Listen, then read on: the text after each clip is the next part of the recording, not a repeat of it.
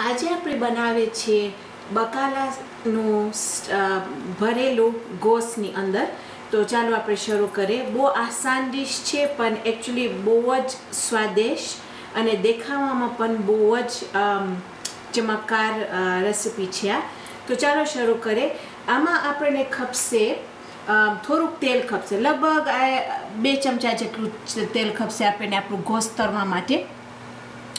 અહીંયા છે મારી પાસે આ ગોશ, જેને હું મેરિનેટ કરી નાખી હતી લગભગ 20 મિનિટ માટે. એની અંદર હું ખાલી લસણ, આદું, નિમક, મરી ને સોયા સોસ નાખી છું.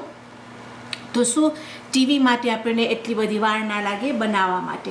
અને આ જે ગોશ છે તમને દેખાશે કે એકદમ પાતળું ગોશ છે અને તમને આ તમારા માર્કેટમાં કે બુચરને કહું ખપશે કે સાવ પાતળા કાપે એટલું. અને એનું કારણ છે કે શું જલ્દી પાકી જાય.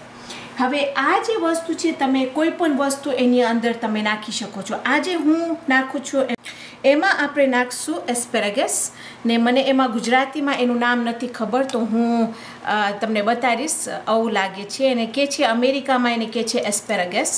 ને પછી આપણા પાસે છે અહીંયા પીરું બેલ પેપર. અહીંયા છે મારી પાસે ધોરા ને કાળા તલ, જેને આપણે વાપરશું ખાલી ઉપર સજાવવા માટે. અહીંયા છે મારી પાસે લીલી ડુંગળી, જેને હું ઉપરનું કાપી નાખી છું. આપણે ખાલી એનું છાલતા વાપરશું ખાલી બંધ કરવા માટે. અને એ પણ એનું જરાય જરૂર નથી, પણ ખાલી એને ફાઇન નાખવા માટે. તો ચાલો આપણે શરૂ કરીએ. હું આમ મારું સ્ટોવ ઓન કરી ને એમાં અંદર થોડુંક તેલ નાખીશ.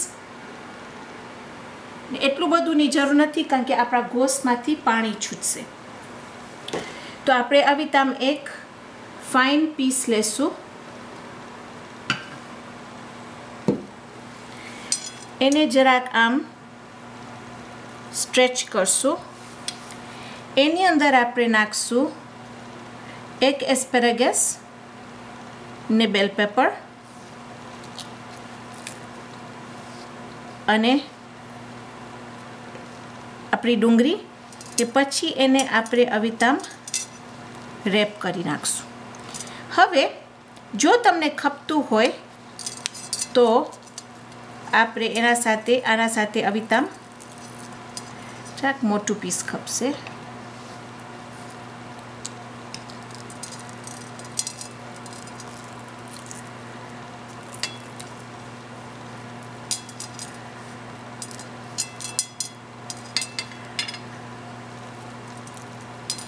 બહુ જ તાજું છે મારી ડુંગળી, એટલે કડક છે, તે તૂટી જાય છે, પણ આપણે કરી શકશું.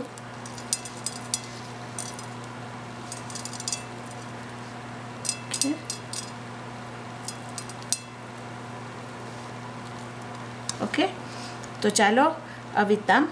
અને જો તમને ના પણ એને રેપ કરવું હોય, ના એને બાંધવું હોય, તો એ પણ જરાય વાંધો નથી. બીજું લેશું આપણે, એની અંદર નાખશું એસ્પેરેગસ. અને આ જે પીસીસ છે એની અંદર હું નાખી દઈશ, તો કાંઈ બગડે નહીં આપણી વસ્તુ.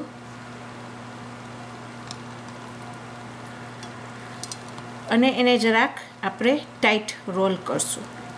તો હું થોડાક બનાવીશ, આપણે બનાવશું થોડાક, જેને આપણે બારે બંધ કરશું, ને થોડાક જેને આપણે અંદર જરૂર નહીં પડે રેપ કરવાનું.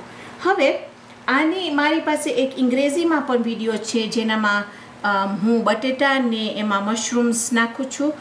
તો એકચ્યુઅલી આ એવી વસ્તુ છે કે તમે જે પણ વસ્તુ તમને મન થાય કે તમને લાગે કે તમારા ઘરમાં ખવાય છે, એના સાથે તમે ભરી શકશો. હું આસ્તે આ બધા ભરી આપણે આવીને હું તમને બતાવીશ કે આપણે કેવી રીતે આને તળશું. તો ચાલો, આપણું અહીંયા તેલ ફાઇન તે ગરમ થઈ ગયું છે. ને આ રહ્યું હું બધા મારા બંધ કરી નાખી. થોડાક બંધ કરી છું, થોડાક ખુલ્લા રાખી છું, જેમ તમને ગમે એવી રીતે. તો બસ હવે ચાલો આપણે એને આસ્તે તેલમાં નાખશું. અને અવિતામ અવાજ આવું ખપે તમે જ્યારે તેલમાં નાખો ત્યારે. તો તમને ખબર છે કે આમ ફાઇન ગરમ તેલ થઈ ગયું છે.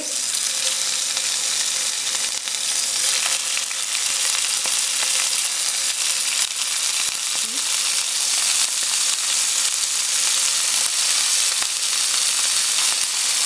હવે આટલા બધા અંદર નહીં નાખશું, થોડાક અંદર નાખશું આપણે.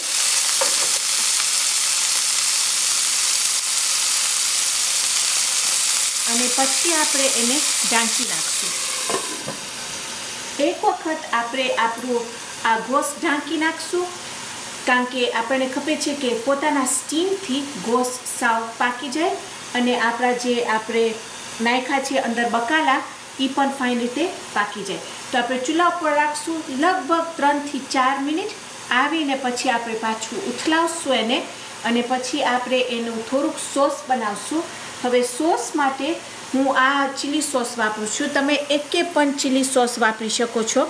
આપણે ચીલી સોસ અને જે આનુંમાંથી પાણી, જે ગોસનું પાણી બચશે એને આપણે મિક્સ કરીને એક સોસ બનાવશું.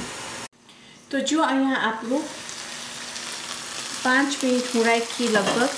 આપણું જરા આ સુકાઈ ગયું છે પાણી, એટલે આપણે એને બસ ટર્ન કરી નાખશું તો શું બે બાજુ ફાઇન રીતે પાકી જાય.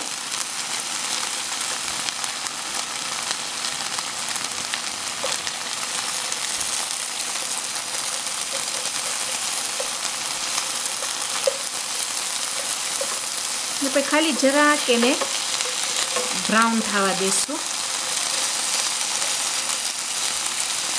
આજે થોડાક પીસીસ હતા હું એમાં જ નાખી દીધી એની અંદર.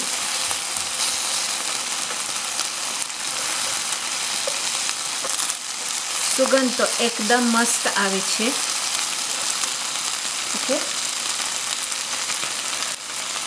અને આપણા ગોસ અહીંયા તૈયાર છે. એક ચીજ છે કે તમે જ્યારે તમારું આ હું એક સ્ટેપ જે તમને ના બતાવી એ એકદમ આસાન છે કે તમે એકદમ ઇમ્પોર્ટન્ટ છે કે તમે મેરિનેટ કરો તમારું ગોસ એટલીસ્ટ 20-25 થી 30 મિનિટ સુધી, કારણ કે એનાથી ગોસ ફાઇન રીતે જલ્દી પાકી જશે.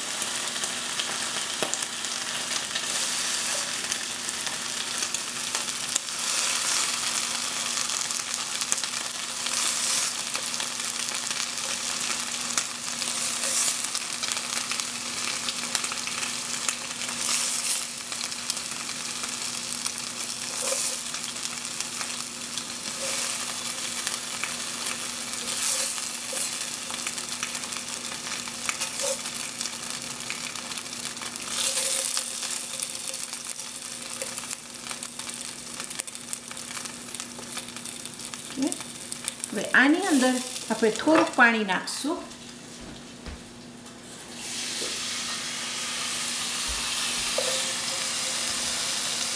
ખાલી થોડુંક પાણી નાખશું કારણ કે એનું જે આ બધું અંદર એકદમ સ્વાદિષ્ટ છે એનું આ પાણી.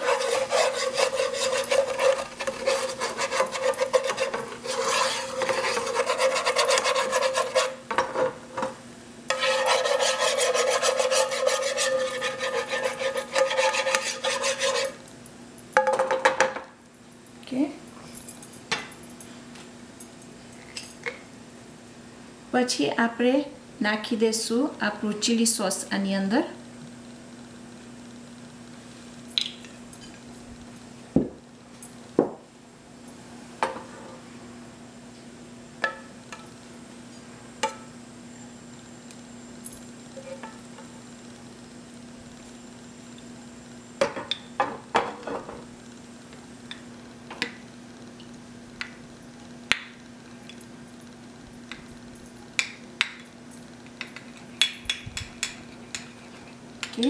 તો આપણું સોસ અહીંયા તૈયાર છે. આની ઉપર સજાવવા માટે સાવ સિમ્પલ આપણે આપણું તલ લેશું, જે આપણે ધોરા ને કાળા તલ જે આપણે લીધા હતા એ.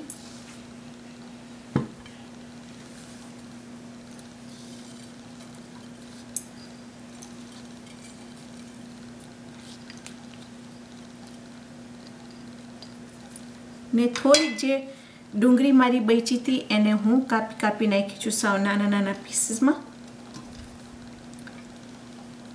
એ આપણે એના ઉપર નાખશું ખાલી સજાવવા માટે. ઓકે, તો ચાલો આજે આપણા એસ્પેરેગસ ને બેલ પેપર સ્ટફ્ડ મીટ રોલ્સ તૈયાર છે.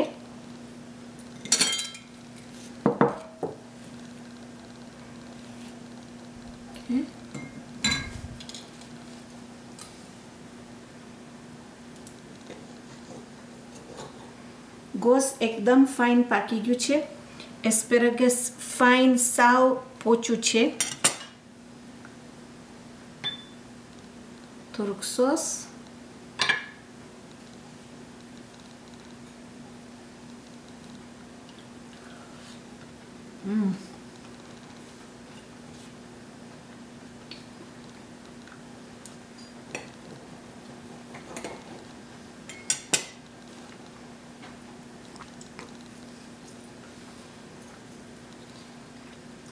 આ ડિશ એટલી આસાન છે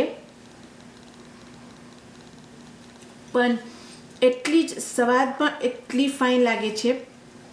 અને ખાલી સ્વાદમાં નહીં પણ જોવામાં પણ એકદમ ફાઇન લાગે છે. તો પ્લીઝ બહુ જ ફાઇન છે. મરચાં અને ઓલો એસ્પેરેગસ આપણે આ સોસ કર્યા. પ્લીઝ તમે ટ્રાય કરજો આ રેસિપી.